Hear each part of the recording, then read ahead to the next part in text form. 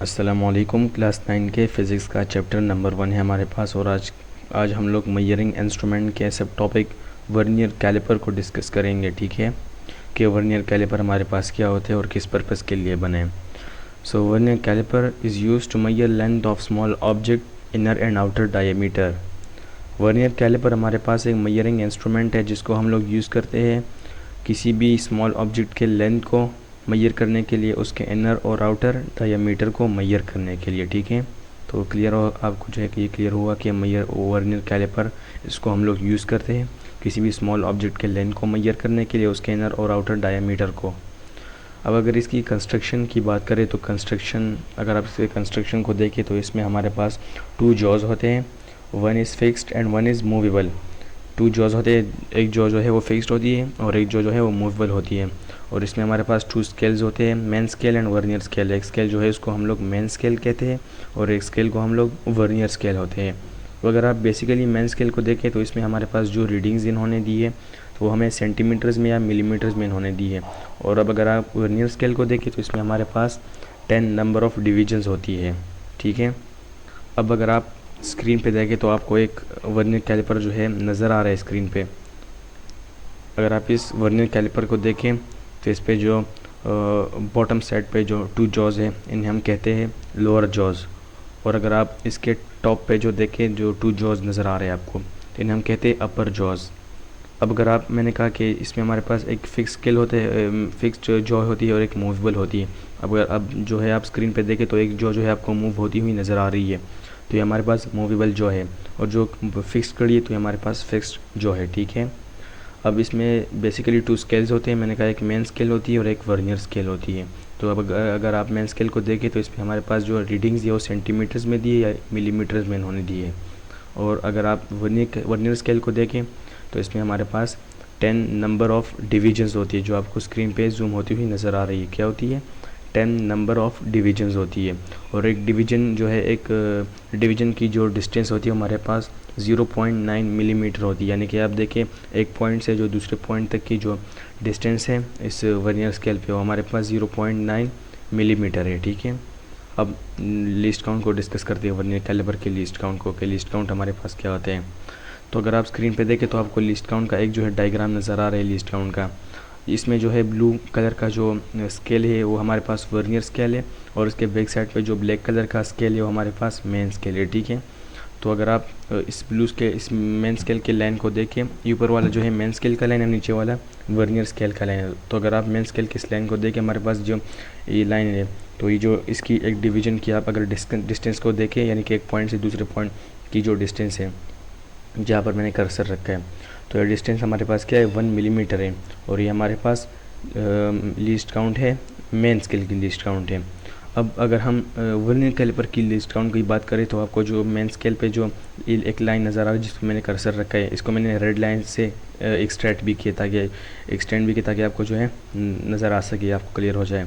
और इसकी नीचे वाली लाइन जो है वर्नियर स्केल की लाइन है, इसको भी मैंने एक्सटेंड किया है रेड लाइन से। तो इन दोनों के बीच जो डिस्टेंस है हमारे पास वो हमारे पास 0.1 मिलीमीटर है।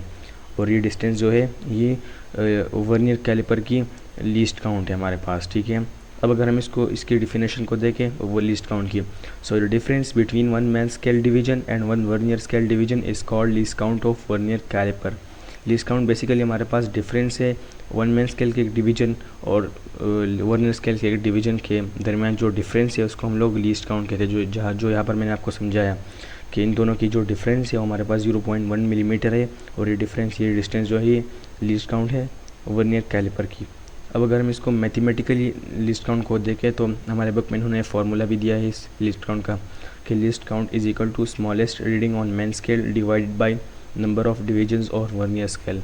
बेसिकली लिस्ट काउंट जो है हमारे पास, इसका फार्मूला इन्होंने बुक में भी दिया है, मैंने यहाँ पर आपको शो किया कि स्मॉलेस्ट रीडिंग को जो मेन स्केल पे जो हमारे पास स्मॉलेस्ट रीडिंग है, जो यहाँ पर मैंने आपको देखा है कि 1 मिलीमीटर है, तो इस स्मॉलेस्ट रीडिंग हमारे पास मेन स्केल पे, इसको हम लोग डिवाइड करेंगे नंबर ऑफ़ डिविजन्स और वर्नियर स्केल के, हमारे पास वर्नियर स्केल पे कितने डिवीजन है। तो अगर हम smallest reading on main scale, जो मेन स्केल पे हमारे पास स्मॉलेस्ट रीडिंग है, अगर हम इसकी बात करें तो आप यहाँ पर देखिए जो है ये हमारे पास 1 मिलीमीटर है।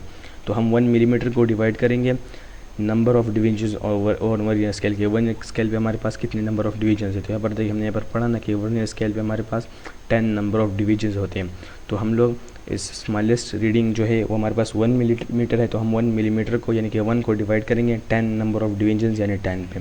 तो जब मैं 1 को 10 पे डिवाइड करूँगा तो इज इक्वल टू हमारे पास आ जाएगा 0.1 मिलीमीटर। और ये जो 0.1 मिलीमीटर है हमारे पास लीस्ट काउंट है वर्नियर कैलिपर का। और अगर इसको हम लोग सेंटीमीटर में कन्वर्ट करें तो ये हमारे पास है 0.01 सेंटीमीटर।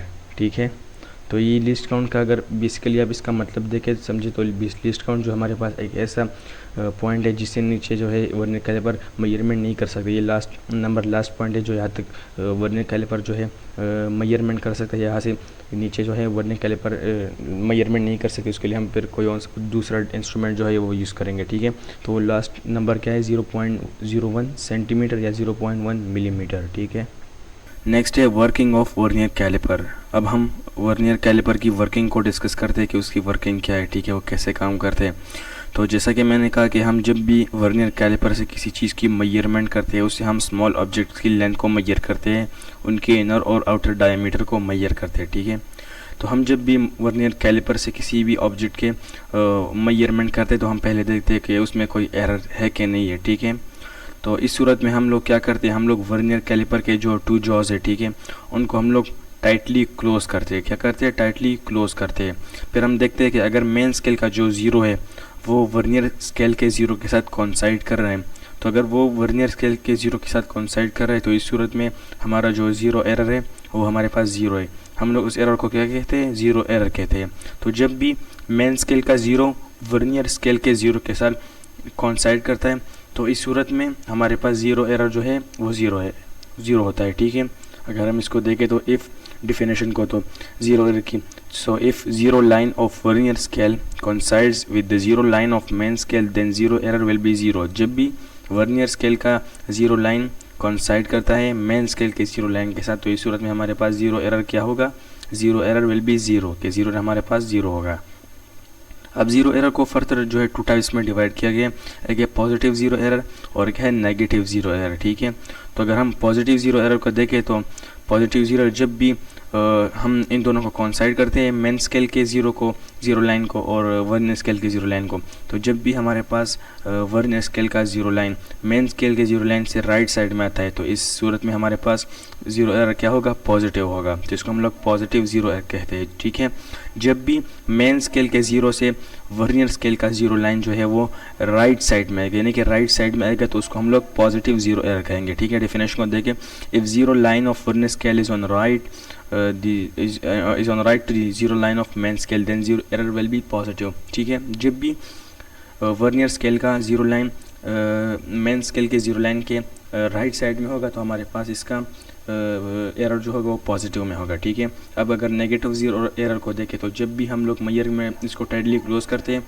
तो अगर वर्नियर स्केल का जो 0 लाइन है वो मेन स्केल के 0 लाइन से लेफ्ट साइड में आता है तो इस सूरत में हमारे पास क्या होगा, 0 एरर नेगेटिव होगा। ठीक है, डेफिनेशन को देखें, if 0 line of vernier scale is on left to 0 line of main scale then 0 error will be negative. जब भी हमारे पास वर्नियर स्केल का 0 लाइन लेफ्ट साइड में होगा मेन स्केल के 0 लाइन से तो इस सूरत में हमारे पास 0 एरर क्या होगा, 0 error will be negative, 0 error हमारे पास नेगेटिव में होगा। ठीक है, तो इधर 0 एरर हमारे पास इसकी टाइप्स पॉजिटिव 0 एरर और नेगेटिव 0 एरर। ठीक है, अब इसमें हम लोग 0 करेक्शन को डिस्कस करते हैं कि 0 करेक्शन क्या होता है। ठीक है, तो जब भी हम लोग 0 एरर को फाइंड करते हैं कि 0 एरर जो है वो पॉजिटिव में है तो या नेगेटिव में है। ठीक है, तो लास्ट में हमारे पास जो फाइनल आंसर आता है तो अगर हमारे पास उससे पहले जो 0 एरर हमने फाइंड किया होगा अगर वो पॉजिटिव में होगा तो हम फाइनल आंसर से उसको माइनस करेंगे, और अगर हमारे पास वो लास्ट फाइनल आंसर जो है उसके जो 0 एरर हमने फाइंड किया होगा अगर वो नेगेटिव में होगा तो हम उसको फाइनल आंसर के साथ ऐड करेंगे। ठीक है, तो ये जो करेक्शंस हम करते हैं इसको हम लोग कहते हैं 0 करेक्शन। ठीक है, क्लियर है।